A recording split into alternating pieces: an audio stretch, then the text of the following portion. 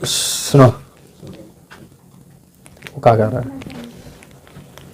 देखिए आज का जो आपका टॉपिक होगा वो दिशा के साथ चाल। इससे पहले आप गति पढ़ लिए हैं, चाल भी पढ़ लिए हैं, दूरी पढ़ लिए हैं, ठीक है, और विस्थापन भी पढ़ लिए हैं। आज आपका जो टॉपिक होगी वो टॉपिक है दिशा के साथ चाल। देखिए दिशा के साथ कहने का मतलब है ना कि जब आप चलोगे तो उसकी एक डायरेक्शन होगी, और जब आप किसी निश्चित डायरेक्शन में जाते हैं तब उसी चाल को हम लोग बोल देते हैं वेग, वेलोसिटी। समझे? यहाँ पास आप कह सकते हो कि यदि दिशा के साथ यदि कोई चलता है तो उसी चाल को हम लोग क्या बोलते हैं? वेग। अब वेग को आपको पता है कि v से डिनोट किया जाता है, यानी कि वेलोसिटी बोला जाता है। वेलोसिटी इसको सिंबलिकली हम लोग v से डिनोट करते हैं। समझ में आ रही बात? अगर आप इसको डिफाइन करना चाहो तो कह सकते हो कि किसी निश्चित दिशा में चली गई चाल को वेग कहा जाता है, या किसी खास दिशा में चाल को वेग कहते हैं। एकदम सिंपल डिफिनेशन, ठीक है। और इसी चीज को अगर आप दूरी विस्थापन को डिफाइन कीजिए तो क्या हो जाएगा? एक निश्चित दिशा में तय की गई मिनिमम दूरी को विस्थापन कहते हैं, जबकि इसमें क्या है? किसी निश्चित दिशा में चाल को वेग कहते हैं, और उसमें क्या था? दूरी था। ठीक है, यहाँ तक क्लियर? अब देखिए जैसे मान लीजिए कि यहाँ पास आपका कोई गाड़ी है इस तरह से, और एक निश्चित डायरेक्शन में चल रही है इस तरह से, ठीक है, और निश्चित डायरेक्शन में चल रही है तो जाहिर सी बात है कि यहाँ से यहाँ इसको आने में क्या लगेगा? समय लगेगा कि नहीं लगेगा? और अगर मान के चलिए कि यहाँ पास जब बस चलने से जस्ट पहले आप देखिए तो बस वहां पास रुकल होगी, तो रुकल होगी तो उसका कुछ ना कुछ वेग होगा, चाहे तो वेग जीरो ही क्यों ना हो, लेकिन होगा। तो मान के चलिए कि यहाँ जो बस शुरुआती दौर में है तो इसको क्या मानेंगे? प्रारंभिक वेग। प्रारंभिक वेग कहना, इसको क्या बोलोगे? प्रारंभिक वेग। और यहाँ पर जब एक गाड़ी चल करके आगे कुछ डिस्टेंस तय करके रुक जाएगी तो उसका अंतिम वेग बोलना, ये आपका हो जाएगा अंतिम वेग। अंतिम वेग। अब एक चीज और कि यहाँ से शुरू करना किया है बस चलना, t समय में कहाँ पहुंच गया? अंतिम वेग पा लिया। मतलब कि प्रारंभिक वेग को हम लोग क्या बोलते हैं? u, और अंतिम वेग को v से डिनोट किया जाता है। ठीक है, प्रारंभिक वेग को u से, अंतिम वेग को v से। इसके बीच की दूरी कितना है? t। तो अगर कोई पूछ दे कि यहाँ से बस के यहाँ तक जाने में औसत वेग क्या है, तो औसत वेग किसको बोलते हैं? तो अंतिम प्लस प्रारंभिक बट्टा 2, यही ना होता है औसत। तो मतलब यहाँ और यहाँ जितना वेग है शुरू से लेकर के अंत तक, उन सब वेग को जोड़ दीजिए आप और 2 से डिवाइड कर दीजिए, वो आपका क्या आ जाएगा? औसत वेग। तो औसत वेग क्या हो जाएगा? तो औसत वेग और बराबर क्या हो जाएगा? तो प्रारंभिक वेग, प्रारंभिक वेग प्लस अंतिम वेग।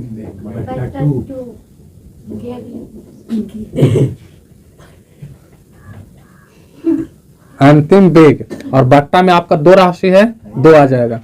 अब इसको सिंबलिकली अगर डिनोट करना चाहो तो कर सकते हो। जैसे औसत वेग है तो इसको एवरेज बोला जाता है, ए भी, एवरेज। या आप इसका ऐसा ना लिख करके भी और नीचे में ए भी लगा दो, तो ये हो गया औसत एवरेज, और बराबर क्या हो गया?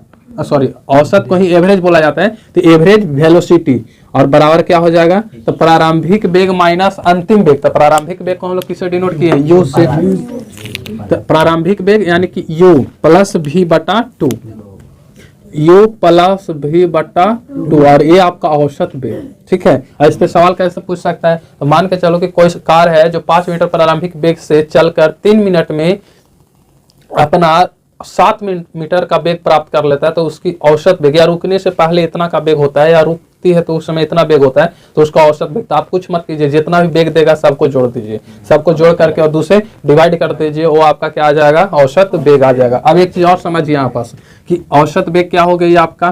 तो कुल वेगों का योगफल बटा 2, प्रारंभिक और अंतिम वेग को जोड़ दिए औसत। अब इसको मैं एक चीज और समझिए कि यहाँ से यहाँ तक की अगर चल रही है कौन? गाड़ी, बस, तो यहाँ से यहाँ तक के जाने में इसको में समय भी लग रहा है नहीं। और यहाँ से अगर यहाँ देखा जाए तो इसको हम लोग वेग में परिवर्तन कह सकते हैं। देखिए एक चीज और इसमें समझिए कि खाली ई जो है ना यहाँ से यहाँ, ये आपका क्या है, वेग में परिवर्तन है। अगर कोई पूछ दे कि यहाँ मान के चलिए कि 5 मीटर पर सेकेंड का वेग हुआ और यहाँ पास 3 मीटर पर सेकेंड का वेग था, तो आप ये बताइए कि यहाँ से यहाँ तक यानी कि 3 मीटर पर सेकेंड से 5 मीटर पर सेकेंड का जो वेग प्राप्त किया है, तो इस वेग में परिवर्तन कितना हुआ है, तो परिवर्तन कितना हुआ, 2 हुआ ना। तो परिवर्तन 2 कैसे आया, तो इसमें से इसको घटा दिए। तो अगर हम यहाँ पास लिखना चाहे वेग में परिवर्तन, तो वेग में परिवर्तन तो वेग में अगर कोई परिवर्तन पूछ देते इसके अनुसार बताइए तो कि क्या हो जाएगा, v माइनस यू। और अगर v माइनस यू है और कोई ए पूछ दे कि इसकी दर क्या है, परिवर्तन की दर क्या है, तो यहाँ से यहाँ तक, जैसे आप इसको और क्लियर समझो, जैसे यहाँ से यहाँ तक के चला है, तो यहाँ से यहाँ चला है, तो इसका दर का अर्थ है ना है, यहाँ से अगर परिवर्तन देखिएगा तो 2, और समय कितना लग गया आपका, टी लग गया है, समय नहीं दिया तो मान के चले टी। तो दर किसको कहते हैं, जो उसका दर कहने का मतलब कि कैसे, जैसे मान लीजिए 5 रुपये पर केजी, तो इसका मतलब ये न है कि 5 रुपया में 1 केजी मिल रहा है, तो उसकी रेट क्या हो गई, 5 रुपया पर केजी। तो यहाँ पास अब देखिएगा, तो यहाँ क्या है कि यहाँ जो परिवर्तन हुआ है वो कितना हो गया, 2 मीटर का। तो 2 मीटर पर सेकंड का परिवर्तन हुआ है, तो 1 मीटर पर सेकंड का परिवर्तन कितने समय में होगा, तो आप समय से उसको डिवाइड कर दीजिए। तो यहाँ पास वेग में जो परिवर्तन है क्या है, v माइनस यू, और यहाँ पास आप खाली दर लगा दीजिए। दर कहने का मतलब है कि वेग में परिवर्तन की दर, अगर दर कहते तो उसको हम लोग त्वरण कहते हैं, ठीक है। तो वेग में परिवर्तन यहाँ हम लिख देते हैं कि वेग में परिवर्तन की दर, और इसी दर को हम लोग क्या बोलते हैं, त्वरण। और त्वरण को एक्सेलरेशन बोला जाता है, और इसमें इसको हम लोग सिंबलिकली ए से डिनोट करते हैं, स्मॉल वाला ए से, ठीक है। तो वेग में परिवर्तन की दर क्या कहलाता है आपका, त्वरण कहलाता है। त्वरण क्या चीज होती है समझिए, कि आप जिसका त्वरण जितना फास्ट बढ़ाइए गाड़ी उतना स्पीड चलेगी। जैसे बाइक देखे हैं, तो बाइक में हम लोग उसको क्या बोलते हैं, एक्सेलेरेटर, लेकिन रियली एक्सेलरेटर होता है। और एक्सेलरेटर जो वर्ड है ना, वो एक्सेलरेशन से ही बना है। तो एक्सेलरेशन का मतलब होता है कि आप उसकी त्वरण बढ़ाइए, और त्वरण बढ़ने का मतलब है कि आप बहुत कम समय में बहुत ज्यादा परिवर्तित कीजिए, यही ना है। जैसे यहाँ पास मान के चलिए, यहाँ पास कि 1 सेकेंड में 2 मीटर पर सेकेंड का क्या हो रहा है, परिवर्तन हो रहा है सपोज यहाँ पास। और अगर इसी को अगर हम 1 सेकेंड में 2 ना कर करके 5 कर दें तो ज्यादा स्पीड देगा कि नहीं। तो अगर 1 सेकेंड में अगर हम 2 की जगह 5 कर दें, 5 मीटर पर सेकेंड कर दें, तो इसका मतलब है कि इसमें इसका दर इसकी तुलना में अधिक है, और दर जब अधिक है तो इसकी देखिए ना चाल भी तो अधिक है। जब चाल अधिक है तो गाड़ी का स्लो भागेगी, अधिक भागेगी। आपको पता है कि यहाँ वेग में परिवर्तन 2 हुआ है, यहाँ पास वेग में परिवर्तन कितना हुआ है, 5 हुआ है। तो 5 हुआ है तो वेग में परिवर्तन की दर को ही तो त्वरण कहते हैं। तो हम लोग क्या कर रहे हैं, यहाँ पास दर ही तो निकाल रहे हैं, यानी कि किसमें वृद्धि कर रहे हैं, त्वरण में वृद्धि कर रहे हैं। और जब त्वरण में वृद्धि कर रहे हैं तो गाड़ी स्पीड भागेगी। तो इसीलिए जितना ज्यादा एक्सेलरेटर दबाओगे, मतलब घुमाओगे, उतना गाड़ी आपको स्पीड में भागेगी।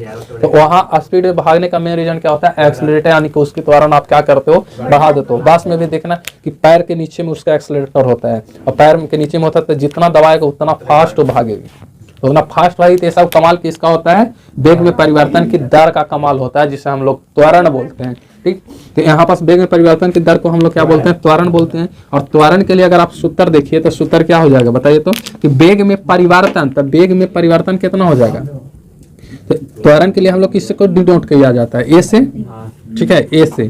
तो यहाँ से आप देखिए तो त्वरण के लिए ए से डिनोट करेंगे, और वेग में परिवर्तन कितना है, तो v माइनस यू है, और दर, तो दर के लिए समय आ जाएगा। तो बताइए तो कि वेग में परिवर्तन की दर बराबर त्वरण। तो यहाँ पर एक सूत्र आपका निकल के क्या आ गया, ए बराबर v माइनस यू बट्टा टी, यानी कि त्वरण का सूत्र क्या आ गया यहाँ से, v माइनस यू बट्टा टी। अब इसका हम लोग बीमा तो आपको नहीं पढ़ना है, यूनिट देख लेते हैं, यूनिट मात्रक।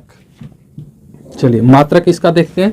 तो मात्रक अब देखिए तो सोचिए तो कि यहाँ अगर त्वरण में से त्वरण घट रहा है तो मात्रक तो सॉरी रुक जाइए 1 मिनट, वेग में से वेग घट रहा है तो मात्रक तो वेग के नहीं छूटे। तो यहाँ पास अगर हम घटा रहे हैं v में से u, तो दोनों तो आपका क्या है, यानी कि वेग है, तो दोनों का मात्रक सेम है। और जब सेम मात्रक में से सेम मात्रक को घटाया जाता है तो मात्रक कभी चेंज नहीं होती है। तो अगर इसकी हम यूनिट देखें, यूनिट में इकाई, ठीक है, यूनिट यानी मात्रक, तो आप यूनिट की अगर बात कीजिएगा तो यूनिट क्या हो जाएगा, इसका यूनिट आप देखिएगा तो मीटर पर सेकंड हो जाएगा, और समय है तो इसका क्या होता है सेकंड, और ये क्या हो गया त्वरण, यानी कि त्वरण का मात्रक। तो इसको और ऊपर अगर ले जाइए तो ये प्लस, नीचे में प्लस है तो ऊपर जाके माइनस, तो ये वाला क्या होता है मीटर पर सेकंड, तो पहले से है ये वाला, और नीचे से ऊपर जाएगा तो ये हो जाएगा इंटू -1, तो ए बराबर क्या हो जाएगा मीटर पर सेकेंड, और दोनों सेम है तो क्या हो जाएगा जुड़ जाएगा।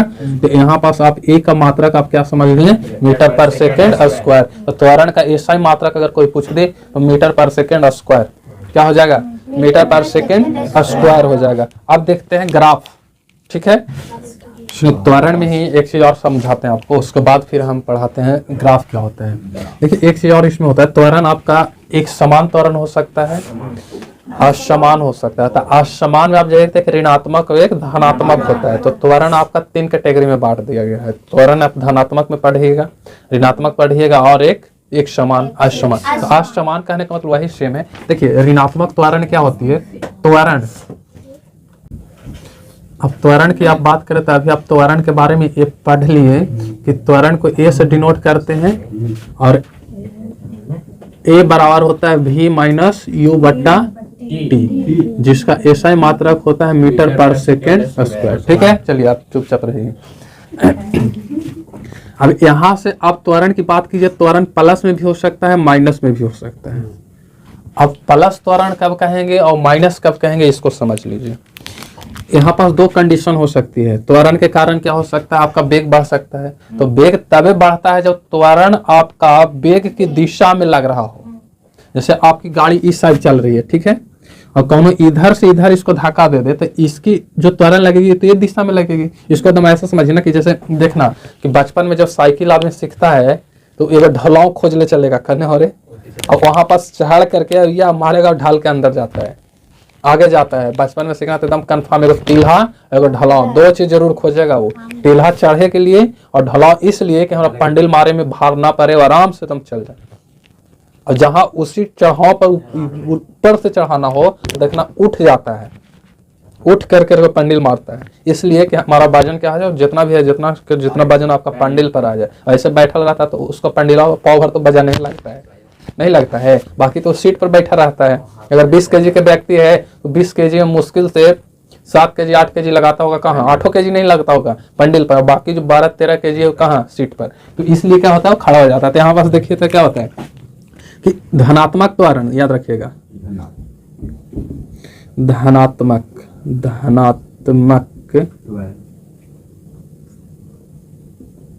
त्वरण। तो धनात्मक त्वरण क्या होता है, तो वेग के दिशा में त्वरण, वेग के दिशा में त्वरण,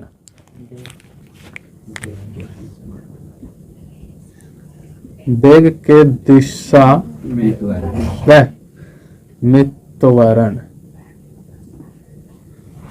के दिशा में जो त्वरण होगी उससे हम लोग एक धनात्मक त्वरण बोलेंगे। और एक चीज और, ऋणात्मक त्वरण आप समझिए।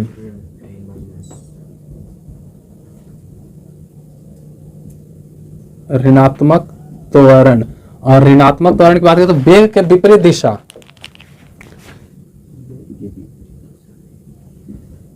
विपरीत,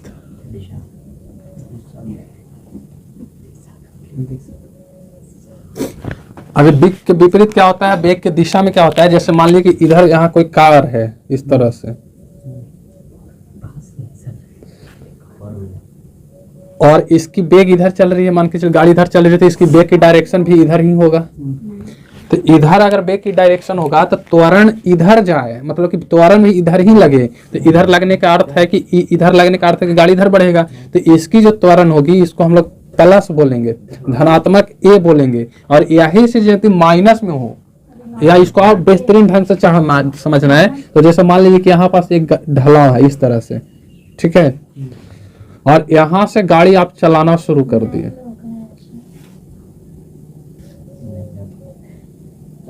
ठीक है, और गाड़ी जब ढलाव से ढाल करके नीचे आ रहा होगा, मतलब इस तरह से नीचे आ रही होगी। अगर इधर आ रहा है तो बताइए तो कि इसमें ढलाव है तो ये नीचे अपने अपने ढाले लगेगा, उसमें यहाँ पास लगाओ, देखो यहाँ पर जब नीचे आ रही होगी तो इसके द्वारा जो उत्पन्न त्वरण होगा वो प्लस होगा, धनात्मक। लेकिन कोई इधर से अगर गाड़ी चढ़ाना शुरू कर दे, इधर से अगर चढ़ाना शुरू करेगा तो बताओ कि इधर से तो इसकी बेग ऊपर की ओर होगी, लेकिन जो त्वरण लगेगा वो नीचे की ओर आ जाएगा, और नीचे की ओर आ जाएगा तो इसको हम लोग बोलते हैं -a, यानी कि ऋणात्मक त्वरण। तो इसका आप बेस्ट एग्जांपल दे सकते हो, किसी ढलाव पर आप ढाल रहे हो तो उस समय आपका प्लस, और जब ढलाव पर चढ़ रहे हो ऊपर की ओर तो वो आपका ऋणात्मक। यानी कि ब्रेक लगाइए तो उसमें जो त्वरण उत्पन्न होगी वो ऋणात्मक ऋणात्मक, और यदि आप एक्सेलरेटर को और दीजिए तो धनात्मक।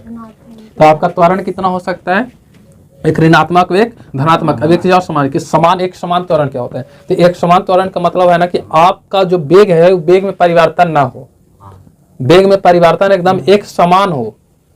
जैसे अगर 5 मीटर पर सेकंड के वेग से आपका गाड़ी चल रही है तो वो हमेशा 5 मीटर पर सेकंड के ही वेग से चलनी चाहिए, तो उससे हम लोग बोलते हैं एक समान त्वरण। जैसे अगर आप किसी चीज को ऊपर फेंक दीजिए और ऊपर से अगर वस्तु नीचे की ओर गिर रही है तो ऊपर से नीचे गिरने के क्रम में उसमें भी त्वरण उत्पन्न होगी, लेकिन वो जो त्वरण होगी वो आपका क्या होगा, एक समान त्वरण होगा। लेकिन यही कार चलती हुई, कार को देखिए सड़क पे चलती है तो कभी रुक जाएगी तो फिर आगे बढ़ना शुरू करेगा। यानी कि जिस त्वरण में, मतलब जिस भी वस्तु में प्लस और माइनस दोनों त्वरण उत्पन्न हो जाए वो आपका एक समान नहीं हो सकता। एक समान का मतलब है कि चाहे तो आपका ऋणात्मक हो या तो फिर धनात्मक। मतलब अगर वो गिर रही है तो एक समान से गिरना चाहिए। आप ब्रेक लगाओ तो एकदम एक समान ब्रेक लगाओ, ठीक है। और धनात्मक का मतलब है कि अगर आपका ऊपर से, तो ऋणात्मक और धनात्मक में आप देखिएगा तो अगर धनात्मक ऋणात्मक बार बार हो रहा है तो वो असमान त्वरण है, और यदि चाहे तो आपका ऋणात्मक एकदम है पूरी तरह से एक ही ऋणात्मक, मतलब कि वेग में परिवर्तन हो रहा है तो वो परिवर्तन यदि वेग के दिशा के विपरीत एक समान से हो रहा है तो उससे भी हम लोग क्या बोलेंगे, एक समान त्वरण ही बोलेंगे। यदि वेग के दिशा में हो रहा है और एक समान ही हो रहा है तो उससे हम लोग क्या बोलेंगे, एक समान त्वरण ही बोलेंगे। लेकिन उसी बदल बदल को हो जाए तो उसको हम लोग असमान बोलते हैं। थोड़ा सा इसका ग्राफ आप देख लीजिए। जैसे मान के चलते हैं हम कि बताइए इस कौन सा अक्ष, वाई अक्ष, सुनिए। और इसकी अगर बात कीजिए तो इसको बोलेंगे Y axis, sorry X axis, ठीक है। अब देखिए अगर हम त्वरण को ऊपर ले लेते हैं, ये आपका क्या है, त्वरण है ऊपर की ओर, तो यहाँ 0 होगा, 1 2 3 4 5 6 7 इस तरह से आगे जाएगा। इधर भी चलिए तो इधर अगर हम समय ले लेते हैं, समय, तो समय मतलब t, और इधर त्वरण मतलब a, ठीक है। और इधर हो जाएगा तो इसका समय 1 सेकंड 2 सेकंड 3 सेकंड इस तरह से लगते चला जाएगा, ठीक है। आप देखिए कि अगर आपने त्वरण का ग्राफ खींच रहे हो तो मान के चलो कि 1 सेकंड में इसकी त्वरण 1 मीटर पर सेकंड है, फिर आगे गया तो 1 सेकंड और बढ़ा तो इसका त्वरण भी 1 मीटर पर सेकंड बढ़ गया, इस तरह से। इधर भी गया इस तरह से। ऐसे अगर इसको बढ़ता चला जा रहा है तो देखो कि इसकी एक सीधी रेखा खिंचाएगा। अगर इसका त्वरण की बात कीजिए तो इस त्वरण की जो ग्राफ है, समय जितना समय परिवर्तित हो रहा है उतना ही इसका त्वरण में भी परिवर्तन हो रहा है। तो ऐसे त्वरण को ग्राफ खींचोगे, ऐसे त्वरण का ग्राफ आपका क्या होता है, धनात्मक रेखा, सॉरी एक सरल रेखा होता है, एक सरल रेखा। तो यहाँ पास देखिए, तो यहाँ पास आप देख रहे हैं, क्या देख रहे हो, पता है कि जितना समय में परिवर्तन हो रहा है उतना ही इसके त्वरण में परिवर्तन हो रही है। मतलब कि समय के साथ साथ सेम परिवर्तन हो रहा है। तो ऐसे त्वरण को बोला जाता है एक समान त्वरण, एक समान त्वरण। तो बताओ तो कि अगर कोई आपसे पूछ दे 1 नंबर के सवाल में कि एक समान त्वरण का ग्राफ कैसा होती है, तो एक सीधी रेखा होती है, एक सीधी रेखा होती है। लेकिन इसी में अगर मान के चलिए एक ग्राफ और देखिए आप, ये आपका क्या हो जाएगा, एक्स एक्सिस, और ये आपका वाई एक्सिस। यहाँ भी आप ऊपर में त्वरण लीजिए, नीचे में समय, तो ये आपका समय यानी कि टी हो जाएगा, ये आपका त्वरण यानी कि ये हो जाएगा 1 2 3 4 5 6 7 8 9 10। तो यहाँ 0 होगा। और मान के चलो कि 1 सेकंड इधर बढ़ा है तो त्वरण भी यहाँ हुआ है, ठीक है। अबरा 1 सेकंड जब हुआ है तो त्वरण मान के चलो यहाँ बढ़ गया, फिर 1 सेकंड हुआ तो त्वरण अभी घाट करके यहाँ आ गया, इस तरह से। फिर घाट गया, अभी त्वरण मान के चलो ब्रेक को लगा दिया होगा तो समय तो लगेगा ही लगेगा, त्वरण भी घाट के मान के चलो कि यहाँ आ गया, ठीक है। तो इसको आप मिलाइएगा अगर लाइन से तो आपका त्वरण का रेखा एक सरल रेखा नहीं होगा। आप इसको मिला दीजिए यहाँ से, देखो इस तरह से बढ़ेगा।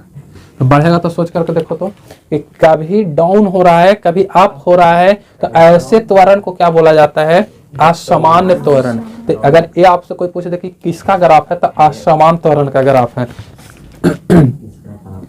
असमान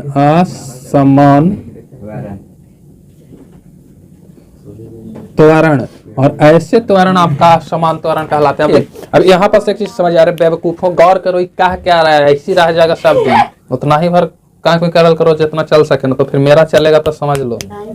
सुनो यहाँ पास देखिएगा तो क्या है, असमान त्वरण कहने का मतलब क्या है कि आज सुनो, सुनाई दे रहा है कि नहीं, कि यदि आपका लाइन ऊपर की ओर बढ़ रहा है, इसका अर्थ है कि त्वरण आपका बढ़ रहा है। लेकिन कोई लाइन आपको ऐसा भी तो दिख रहा है कि जो जिसका लाइन आपको ऊपर नहीं बल्कि नीचे आ रहा है, तो नीचे आ रहा है मतलब समय तो बढ़ रहा है, लेकिन उसका त्वरण बताइए तो घट रहा है। तो अब बताओ, बहुत काय क्यों किया है, तुम बताओ, तुम खजूर बताओ, ये जो लाइन है कैसा त्वरण को दर्शा रहा है, ऋणात्मक कि धनात्मक?